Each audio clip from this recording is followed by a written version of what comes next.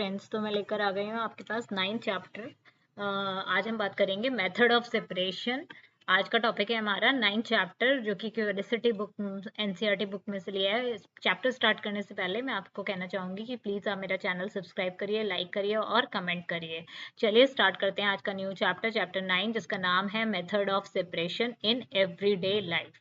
मतलब हम सेपरेशन बोले तो कैसे अलग अलग करते हैं हम चीज़ों को अपने डे टू डे लाइफ में। ठीक है, चलिए जल्दी देर ना करते हुए हम जल्दी से खत्म करते हैं चैप्टर।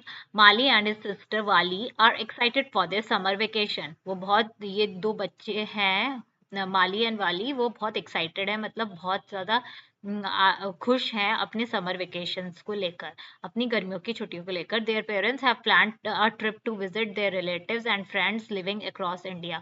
उनके पेरेंट्स ने क्या प्लान करा हुआ है? एक ट्रिप प्लान करा है जहाँ पर वो विजिट करेंगे अपने रिलेटिव्स के यहाँ जाने के लिए, अपने फ्रेंड्स के यहाँ जो वो इंडिया में रहते हैं। ठीक है, they always stay in touch with their relatives and friends. वो हमेशा टच में रहते हैं अपने फ्रेंड्स और रिलेटिव्स से। Do you always keep in touch with? अब आप लोग भी रहते हैं क्या टच में अपने रिलेटिव्स और फ्रेंड्स के साथ? Their first halt is at their Nani's. पहला हॉल्ट कहाँ पता? उनकी नानी के हाउस में, जो उनकी ग्रैंड मदर थी।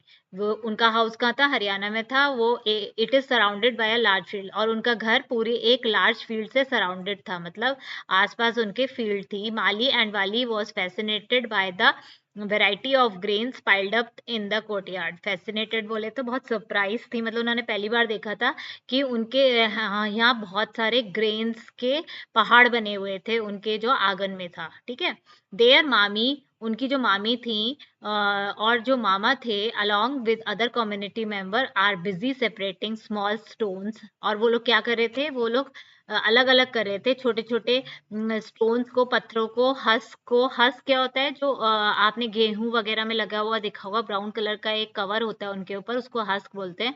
From the grain with their hands. वो लोग क्या कर रहे थे? सेपरेट कर रहे थे स्टोन से। देखिए आप लोग, यहाँ इनके पास एक प्लेट है जिसमें ये लोग अलग अलग कर रहे हैं, छोटे छोटे स्टोन या हस्क जो भी था उसको अलग अलग कर रहे थे। ठीक है, Mali and Wali are curious to know why this is being done. अब उसको, उन दोनों को लग रहा था कि भाई ये लोग ऐसा क्यों कर रहे हैं। देयर नानी नोटिस देयर क्यूरियोसिटी। अब उनकी नानी ने उन्हें देखा और वो समझ गई कि भाई इनको तो लग रहा है कि ये हम क्यों कर रहे हैं। We are removing this stone so that the grain are fit for cooking. तो उनकी मामी ने बोला कि भाई हम नानी ने बोला कि हम ये पत्थर इसलिए हटा रहे हैं या हस्क इसलिए हटा रहे हैं जिससे कि हम इनको आराम से कुक कर सकें और ये कुकिंग के लिए तैयार हो जाए। ठीक है, they go around the house to see the field and the cattle. और वो लोग फिर चले गए और चीजें देखने के लिए। पूरी फील्ड देखी उन्होंने, जो मैदान था वो देखा, और जो वहां पर भेड़ बकरी और गाय और वो सब थे, कैटल बोले तो, वो सब देखा उन्होंने। To keep them busy, Nani give them a challenge of making small stone from grains while keeping their eye closed.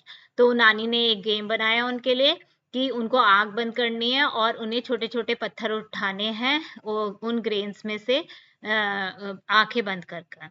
एक तरीके का गेम है, जैसे यहाँ पर ये दिखा, ये तो कुछ खा रहे हैं।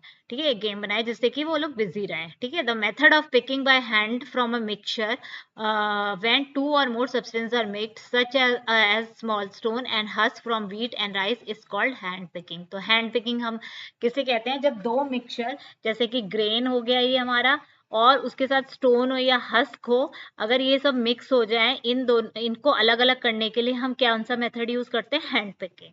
जब हम अपने हाथ से हटाते हैं, then it is called hand picking.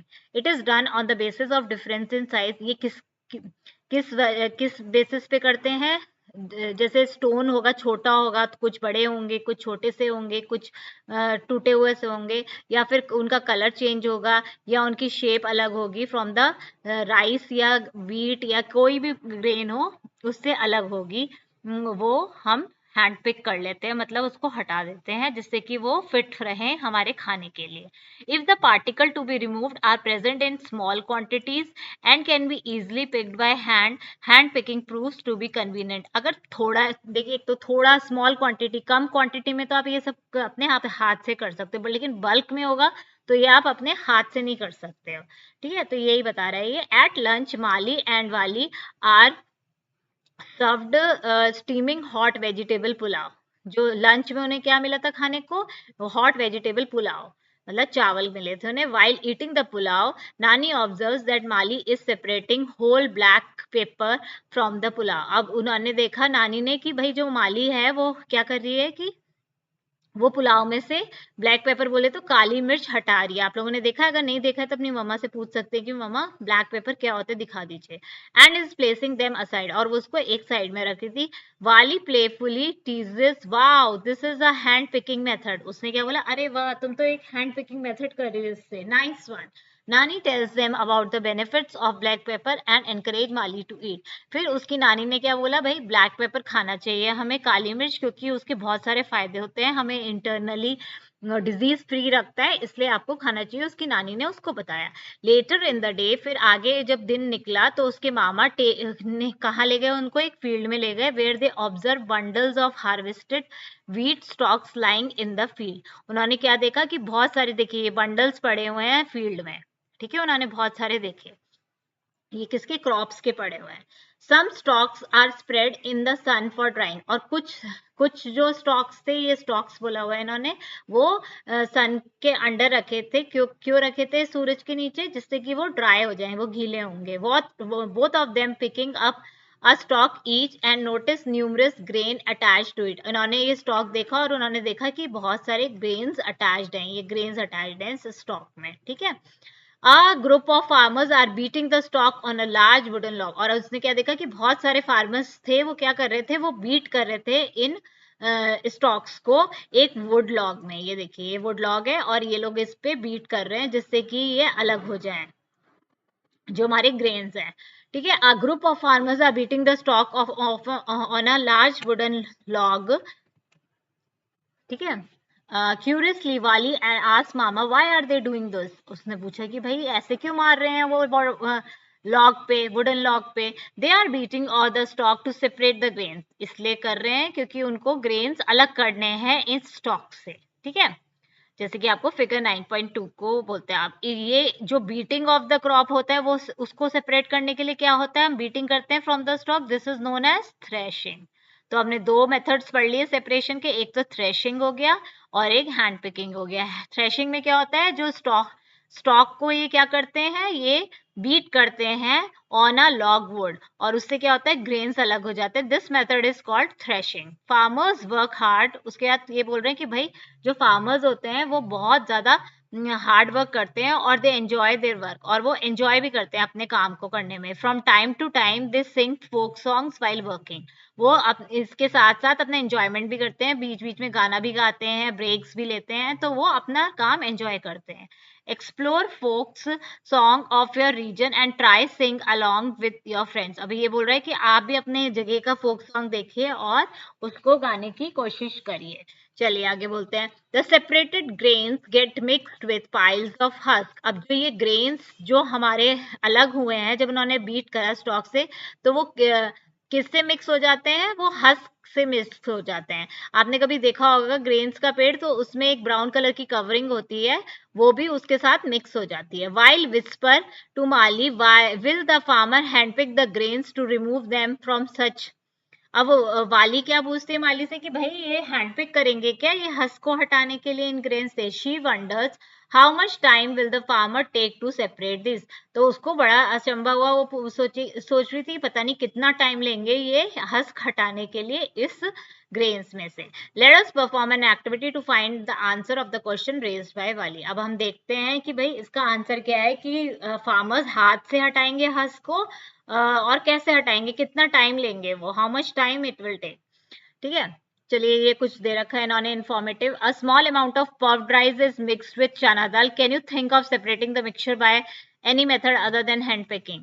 अभी पूछ रहा है कि भाई अगर आपने छोटा सा अमाउंट जो पफ्ड राइस होता है, जो मुरमुरे होते हैं, उसको चना दाल से हमने मिक्स कर दिया, तो और कोई मेथड है हैंड पिकिंग के अलावा कि हम उसको सेपरेट कर सकते हैं, तो ये आप सोचकर बताइए, ठीक है।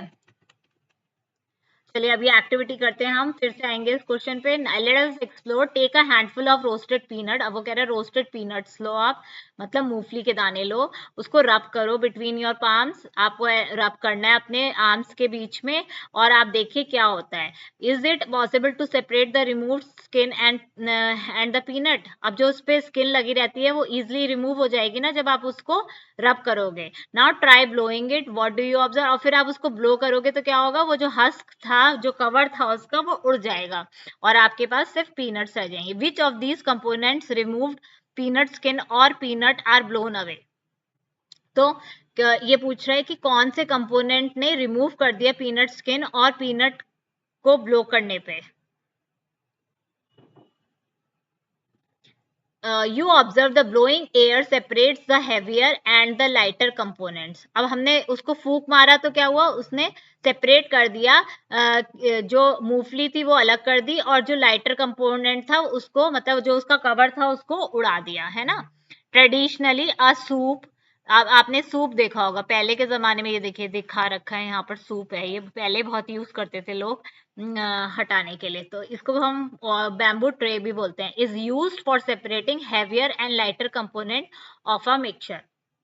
इसमें क्या होता है, जो आपका हैवी मतलब जो भारी होता है वो क्या कहते हैं, और लाइट से अलग हो जाता है। जैसे कि जैसे आपने चावल डाला उसमें हस्क है, तो आप अब उसको फटकोगे, मतलब आप उसको बार बार ही बीट वैसे करोगे, ऊपर नीचे करोगे, तो क्या होगा, आपका जो हस्क होगा, जो हल्का मटेरियल होगा वो अलग हो जाएगा, और जो भारी होगा वो पीछे को ही रह जाएगा। इस तरीके से हम उसको सेपरेट कर सकते हैं, ठीक है। Of a mixture, next day the nana takes them to the field to show the process at work. अब उस नेक्स्ट दिन उनके नाना जी उनको ले गए जहां पर काम होता है सब। Mali and Wali observes a farmer standing on a raised platform. The farmer is moving the bamboo tray which contains threshed wheat grains in the direction of air or wind. अब उन्होंने क्या देखा, माली और वाली ने, उन्होंने देखा कि फार्मर्स एक ऊंची जगह पे खड़े हैं जहां पर फार्मर मूव कर रहे हैं इन ट्रेस को, और जिसमें व्हीट ग्रेन्स हैं, ठीक है। इन द, और कहाँ की तरफ कर रहे हैं, जहां पर विंड चल रही है, हवा चल रही है मतलब। What do you infer from figure 9.4? Do both the component wheat grain and husk fall at the same time? Which of the two components get blown away? Can the wind separate the two separate components? अब ये कह रहा है कि आप इसका क्या वो निकालते हैं रिजल्ट, कि क्या कि दोनों कंपोनेंट व्हीट ग्रेन और हस्क दोनों फॉल हो गई क्या और एक टाइम पे, या which of the component get, या फिर कौन सा कंपोनेंट इसमें से गायब हो गया, या आपको क्या लगता है ये विंड ने, सिंपल विंड ने सेपरेट करा है दो कंपोनेंट्स को? देखिए ये इन्होंने दिखा रखा है कि ऊपर खड़ा, या ऊपर बताया था कि फार्मर क्या हो गया, ऊपर खड़ा हो गया, और फिर वो बैम्बू ट्रे से, सूप से ऐसे ऐसे हिलाने लगा इसको, और फिर वो सेपरेट हो गया, है ना। तो ये कैसे सेपरेट हो रहा है, और ये ऐसी जगह पे खड़ा है जहां हवा चल रही है, तो क्या कर रहा है, ये जो हल्की चीज है वो उड़कर इधर को सेपरेट हो रही है, और जो ग्रेन्स हैं वो आपके नीचे आपने क्लोथ बिछा दिया वहां पर सेपरेट हो रही है। तो इस मेथड को हम क्या बोलते हैं, winnowing. The method of separating heavier, method को हम क्या कहते हैं, विनोइंग। ये देखिए विनोइंग लिखा हुआ है।